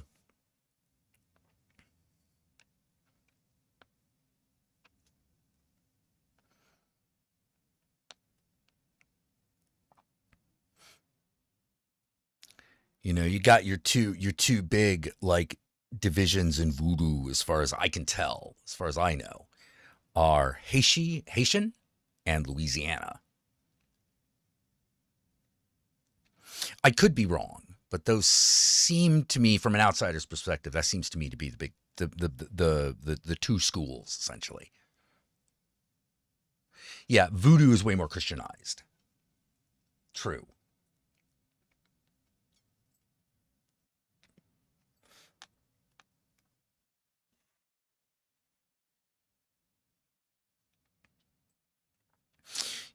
For example, I believe, yeah, it's voodoo that gives us Zuli Dentor, as equated to the Virgin Mary, the Black Madonna, the literal Black Madonna. Um, so if you see like a Virgin Mary, but she's black, it's a Zuli Dentor.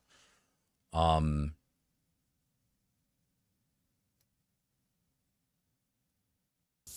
for super specific world history and interesting discussion. Oh, thank you, Specific Yishify. world history and interesting discussions.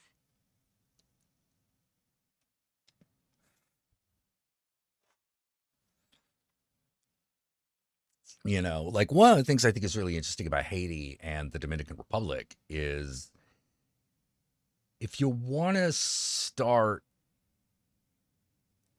understanding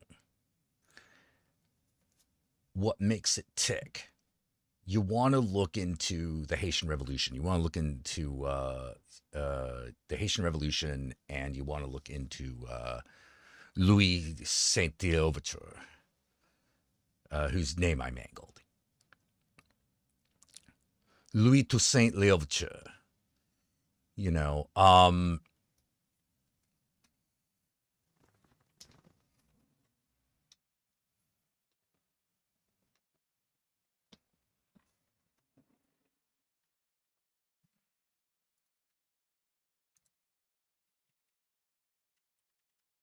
because the Dominican Republic and Haiti share a border on the same island.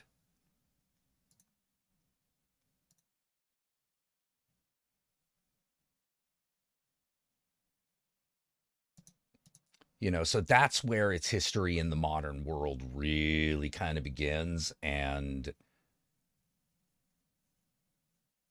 African Christianity is way more influenced by witchcraft than in American colonies. Oh, yes. Oh, yes.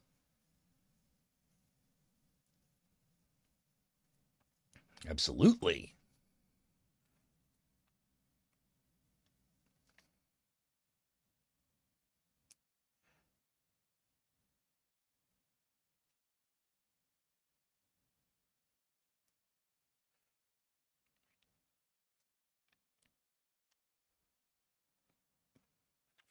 Yeah. Oh, thank you for the donation, George. You have a talent for causing things. Son, be a dentist. People will pay you to be inhumane. Yeah, Christianity and Africa have a crazy history together, and a lot of it right now is held together by that the frustrating hold that Western Christianity has on Africa is mainly supported by white people with a white savior complex. Like seeing that one like documentary about that one woman who started that clinic, started the malnutrition clinic, and the shit she did, and how it basically all came down to, when you listen to her and you see what they did, good intentions didn't even matter, because this was not the most efficient way of solving that problem. The reason so many kids died of malnutrition on their watch was because their entire methodology was flawed.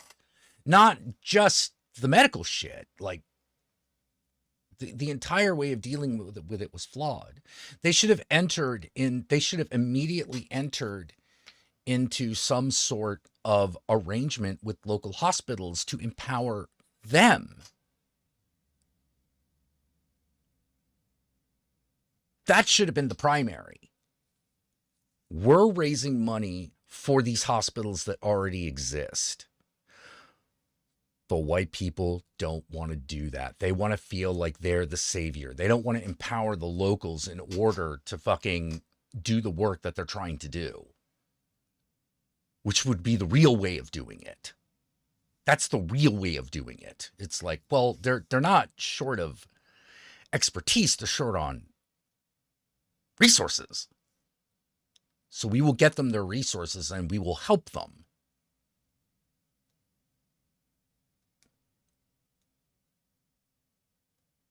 It would have even been okay for them to be doing, because if they had done that,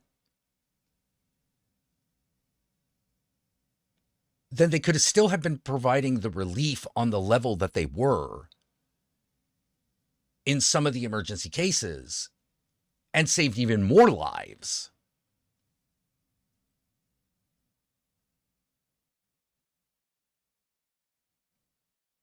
But no, it becomes about who is the savior. That's why Elon Musk can't be trusted. Yeah, you found it? Yeah. I believe it's called No Saviors. Something like that. It's like No Saviors. I believe it's on Max. Yeah, but if you want an idea how like fucking white Westerners like fucked Africa over to this day, that documentary. People are vainglorious assholes. Yes.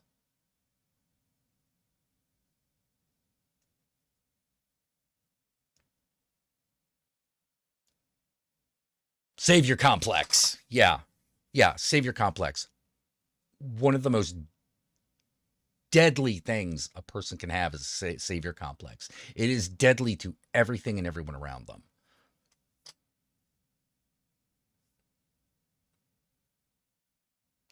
But Jesus was white. If Jesus can't be black,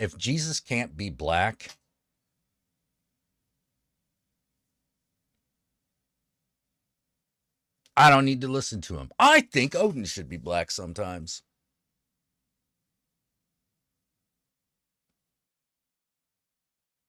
I said it.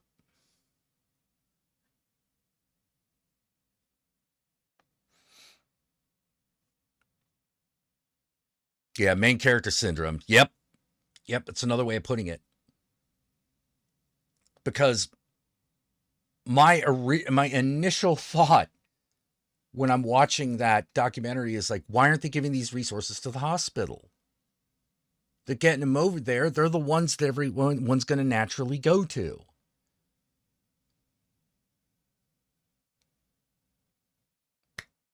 Oh, well, you can bring them here. Well, that's fine, but like, if you go, what you need to immediately, you need to make sure that the people who need immediate medical attention, like something more than a layman or a skilled professional can do that requires real knowledge, you got to make sure they can do it. You can deal with the less extreme cases. You could deal with the less extreme cases.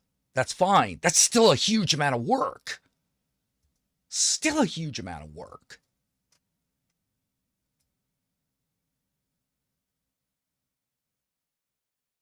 Anyone know of Jerusalem syndrome? Oh, yeah. Yeah, people going out there thinking they're King David and shit. Yep. All white people. Yeah, it's one of the things I liked about Shadow in American Gods being black, essentially Balder being black. I thought that was nice. I thought that was good.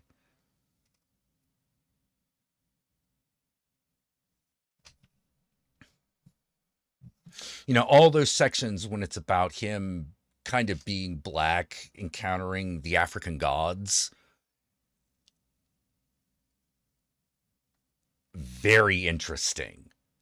Him dealing with Jesus. Very interesting. Why do you fucking white people insist on seeing every socio-political event through the myopic lens of your own self-actualization? This isn't about you. Yeah, exactly. It's not about you.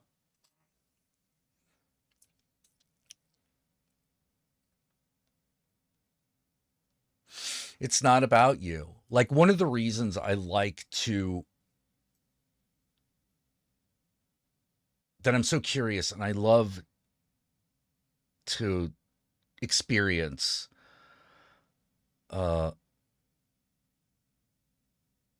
local faith.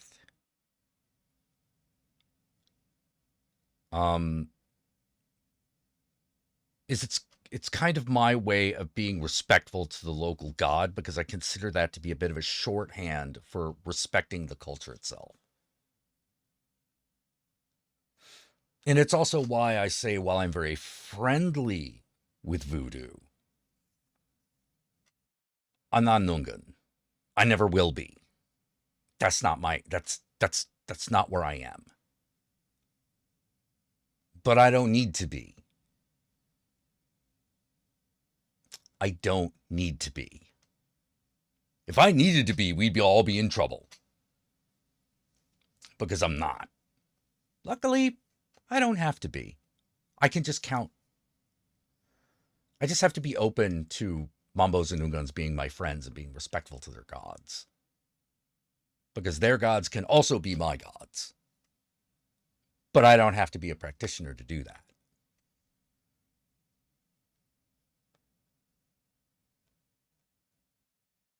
Jack is a Shintoist. No, I'm more of a Satanist.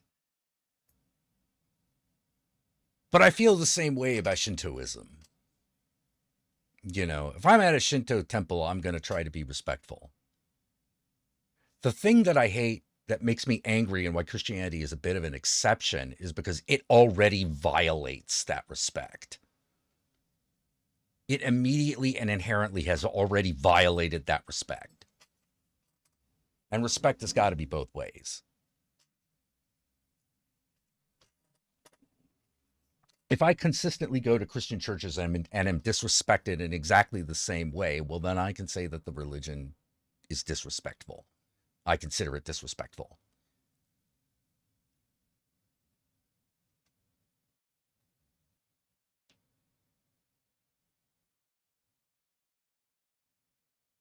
Yeah, it's really hard to tell someone who truly believes they are helping you that you don't want religious help. Yeah, exactly.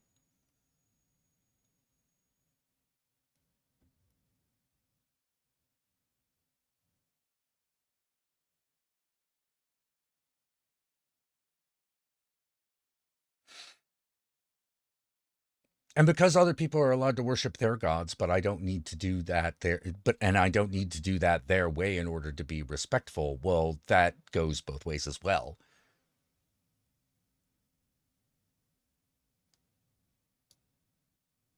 They don't need to worship my gods in order to be respectful to them.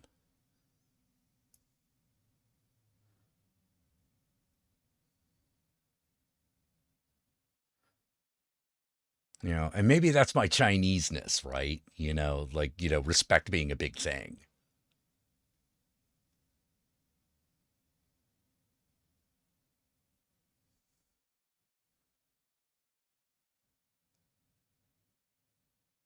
Because in a way it is a big thing with me.